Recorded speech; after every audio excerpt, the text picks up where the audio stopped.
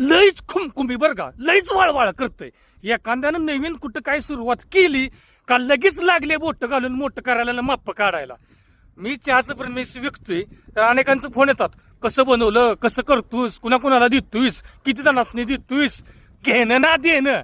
आता मी 2-3 दिवस झाला नवीन एक व्यवसाय चालू केला, माहितीये, व्हिडिओ पाहिला असं, नवीन एक प्रोडक्ट विकतोय.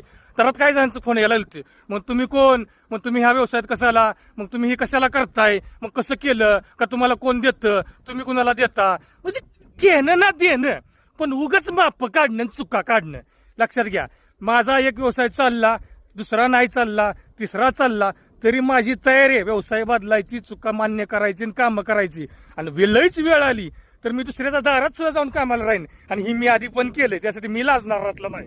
लक्षात घ्या, तुमच्याकडे घरी बसून नुसतं माप काढणाऱ्यांच्याकडे काही चुका होत नसते. त्या तुमच्यात एवढाच जमायलंय प्रश्न विचार करायचे तर मोठ्या करोडपती कंपनीला, फ्रँचायझीवाल्याला, ब्रँडला जाऊन विचारा की कसं बनवलं, कुणाला देता, काय करता.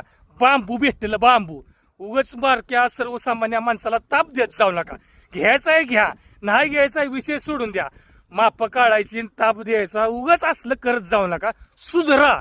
स्वतः काय नाही केलं मान्य, दुसरा काय करत असेल तर त्याला तरी काहीतरी करू द्या, कामधंदा करू द्या.